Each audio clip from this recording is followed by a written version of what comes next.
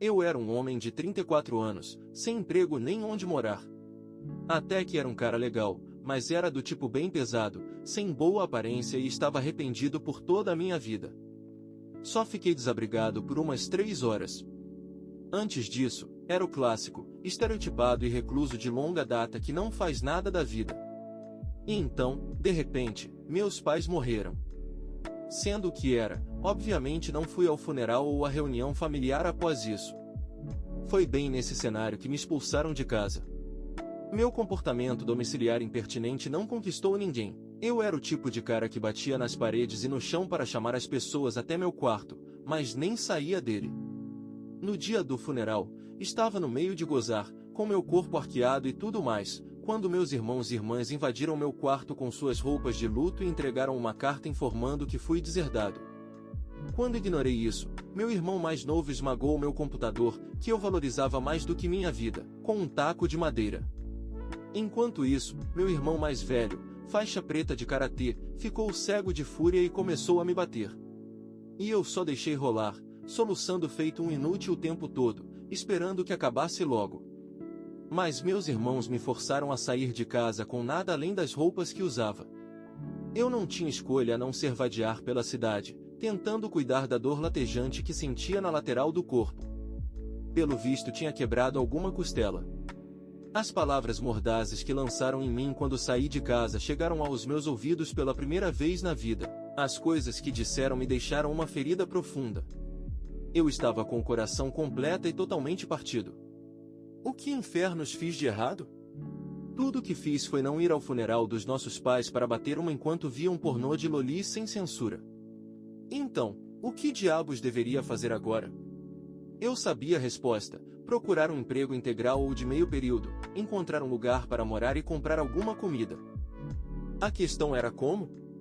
Não fazia ideia de como começar a busca por um emprego. Bem, certo, eu sabia o básico. O primeiro lugar que deveria procurar era uma agência de empregos. O problema é que fiquei recluso por mais de 10 anos, então não fazia ideia de onde encontrar uma. Além disso, lembrei de ter escutado que essas agências lidavam apenas com a apresentação de oportunidades de emprego. Seria necessário levar o currículo até o local ofertando trabalho e também participar de uma entrevista. E aqui estava eu, usando um moletom até duro graças a uma mistura de suor, sujeira e meu próprio sangue. Não estava em condições para uma entrevista. Ninguém contrataria um estranho com minha aparência. Ah, com certeza deixaria uma grande primeira impressão, mas jamais conseguiria um emprego.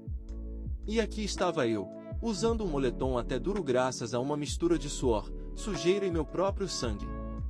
Não estava em condições para uma entrevista. Ninguém contrataria um estranho com minha aparência. Ah, com certeza deixaria uma grande primeira impressão, mas jamais conseguiria um emprego. Além disso, nem sabia onde comprar o papel para o currículo. Encontraria em alguma papelaria? Na loja de conveniência? Até tinha uma ou outra loja de conveniência por perto, mas eu não tinha dinheiro. Mas e se eu pudesse cuidar disso tudo? Com um pouco de sorte, poderia pedir dinheiro emprestado em alguma empresa de crédito pessoal ou coisa do tipo, então comprar roupas novas, o papel de currículo e alguma coisa para escrever. Mas então lembrei, não poderia preencher um currículo sem um endereço ou indicação de onde morava. Tomei um banho de água fria. Finalmente percebi que, apesar de ter chegado tão longe, minha vida estava completamente arruinada. E ainda por cima começou a chover. Ugh! Resmunguei. O verão acabou, trazendo consigo o frio do outono. Meu moletom desgastado pelos anos de uso absorveu a chuva fria, impiedosamente roubando meu precioso calor corporal. Se pudesse voltar atrás e fazer tudo de novo, murmurei, as palavras pareciam deslizar para fora da minha boca por vontade própria. Eu nunca tive uma desculpa para ser um lixo humano. Nasci em uma família abastada, o quarto de 5 filhos, com 2 irmãos mais velhos, uma irmã mais velha e um irmão mais novo. No ensino fundamental era elogiado por todos já que era inteligente para a minha idade. Não tinha nenhum tipo de talento acadêmico especial, mas era bom em videogames e tinha até certa inclinação atlética. Me dava bem com todos. Era o coração da minha turma. No colegial, entrei para o clube de informática, me debrucei sobre revistas e economizei alguma grana para montar meu próprio PC. Minha família, que não entendia nada de computadores, mal pensou duas vezes. Não, foi só no ensino médio, bem, no último ano do colegial, suponho, que minha vida virou do avesso.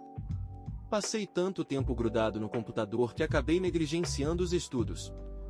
Parando para pensar, foi provavelmente isso que levou a todo o resto. Eu não achava que precisava estudar para ter um futuro. Pensei que isso era inútil. Como resultado, acabei indo para a escola com o suposto pior ensino médio da região, onde estavam os piores delinquentes. Mas, mesmo assim, achei que tudo ficaria bem. Poderia fazer qualquer coisa que quisesse, afinal de contas.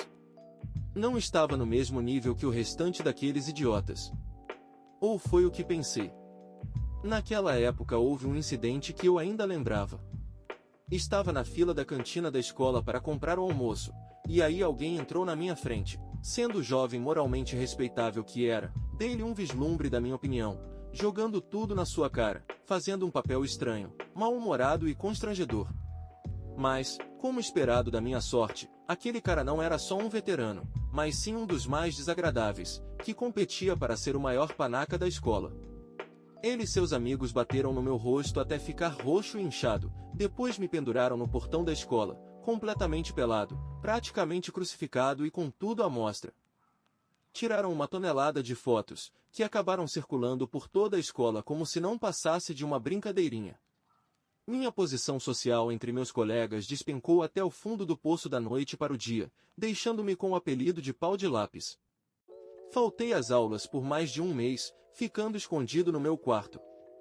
Meu pai e meus irmãos mais velhos viram o estado em que eu estava e disseram que devia manter o queixo erguido e não desistir, vieram com um monte dessas coisas para me amparar. Ignorei tudo. Não foi minha culpa. Quem poderia ir para a escola em uma situação igual à minha? Ninguém mesmo. Então, não importa o que dissessem, eu permaneceria firmemente escondido. Todos os jovens da minha sala que viram aquelas fotos estavam rindo de mim. Estava certo disso. Não saí de casa, mas com meu computador e minha conexão à internet ainda consegui passar o tempo. Desenvolvi certo interesse em todo tipo de coisas graças à internet, e fiz todo tipo de coisa também. Montei modelos de plástico, tentei pintar bonecos e até comecei meu próprio blog. Minha mãe me dava dinheiro quase sempre que eu pedia, parecia até que estava me apoiando em tudo isso. Apesar de tudo, desisti de todos esses hobbies dentro de um ano. Sempre que via alguém que era melhor do que eu em algo, perdia toda a motivação. Para alguém de fora, provavelmente parecia que só estava passando tempo e me divertindo. Na verdade, estava trancado dentro da minha concha de proteção sem nada para fazer durante o tempo que ficava sozinho. Não, parando para pensar, isso não passava de uma desculpa. Eu provavelmente teria me saído melhor se decidisse ser um artista do ramo dos mangás e postasse alguns quadrinhos aleatórios na internet, ou decidisse que queria escrever uma light novel ou história para ser serializada, ou algo do tipo. Havia muita gente em circunstâncias como as minhas que fazia coisas assim. Essas eram as pessoas das quais eu zombava. Isso ficou uma porcaria, falava bufando com desprezo ao ver as criações, agindo como se pudesse criticar enquanto na verdade não fazia nada.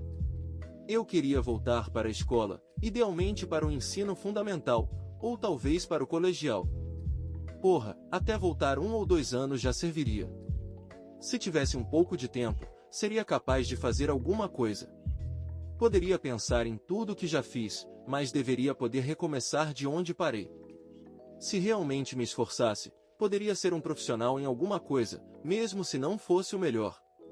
Suspirei, porque nunca me preocupei em conquistar alguma coisa até então. Eu tive tempo.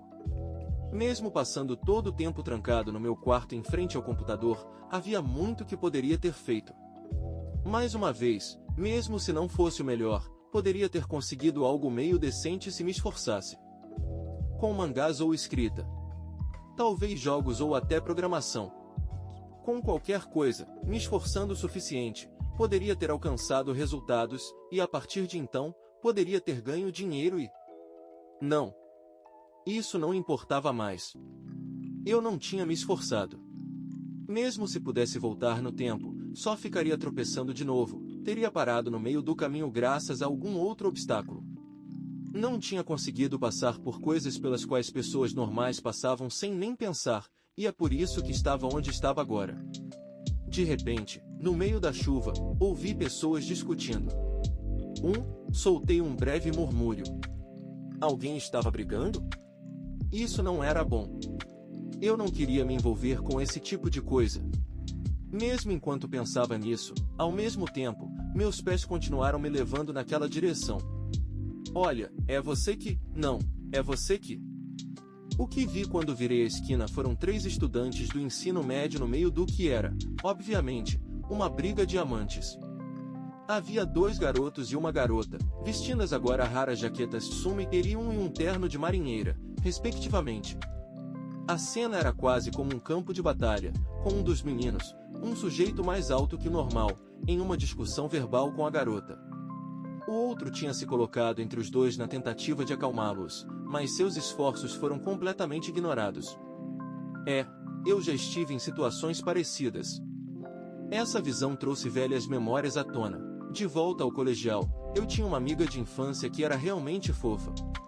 E quando digo fofa, quero dizer que era a 4ª ou 5ª mais fofa da turma. Ela tinha o cabelo bem curto, já que participava do time de atletismo. De cada 10 pessoas por quem ela passava na rua, pelo menos 2 ou 3 se viravam para olhá-la. Além disso, tinha um anime do qual eu era super fã na época, então achei que cabelo curto combinava muito com garotas do time de atletismo. Ela morava por perto, então estivemos na mesma turma várias vezes do ensino fundamental ao colegial. Até o colegial, muitas vezes inclusive voltávamos para casa juntos. Tivemos muitas chances para conversar, mas acabávamos discutindo bastante. E eu fiz algumas coisas lamentáveis. Hoje, aguento inclusive 3 rapidinhas seguidas quando vejo os gêneros de ensino fundamental, amiga de infância e equipe de atletismo. Parando para pensar no assunto, ouvi rumores de que ela tinha se casado há uns 7 anos. E por rumores, quero dizer que ouvi meus irmãos conversando a respeito na sala de estar. Nosso relacionamento certamente não foi ruim. Nos conhecíamos desde que éramos pequenos, então fomos capazes de conversar bem abertamente. Acho que ela nunca teve uma queda por mim, mas se eu tivesse estudado um pouco mais e ingressado na mesma escola que ela, ou se tivesse entrado para o time de atletismo e conseguisse uma admissão especial, isso poderia funcionar. Então, se contasse como me sentia, talvez pudéssemos ter acabado namorando. Enfim, sempre brigávamos no caminho de casa, igual a essas 3 crianças. Ou, se as coisas tivessem dado certo, podíamos nos agarrar e fazer algumas coisas impróprias em uma sala vazia após as aulas acabarem. Merda, isso parece até o enredo de algum simulador de encontros que devo ter jogado.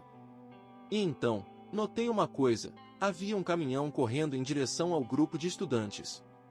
O motorista estava caído sobre o volante, dormindo. As crianças não tinham percebido. Ei, olhem, cuidado! Gritei, ou ao menos tentei. Mal falei em voz alta por mais de uma década, e minhas cordas vocais, já fragilizadas, se comprimiram ainda mais graças à dor nas costelas e ao frio da chuva. Tudo que pude soltar foi um grito patético e vacilante que se dispersou no barulho da chuva. Eu sabia que precisava ajudar, ao mesmo tempo, não sabia como. Sabia que, se não os salvasse, iria me arrepender dentro de 5 minutos. Eu tinha certeza de que 3 adolescentes virando panqueca debaixo de um caminhão em alta velocidade era algo que eu não queria ver, era melhor salvá-los. Eu precisava fazer alguma coisa. De acordo com todas as probabilidades, eu acabaria morrendo na sarjeta, mas achei que, ao menos conseguir um pouco de consolação, não seria ruim. Não queria passar meus momentos finais afogando em arrependimento. Cambaleei quando comecei a correr. Com mais de 10 anos mal me movendo, minhas pernas demoraram a reagir. Pela primeira vez na vida, pensei que seria bom ter me exercitado mais. Minhas costelas quebradas enviaram um surpreendente sinal de dor pelo meu corpo, ameaçando-me parar.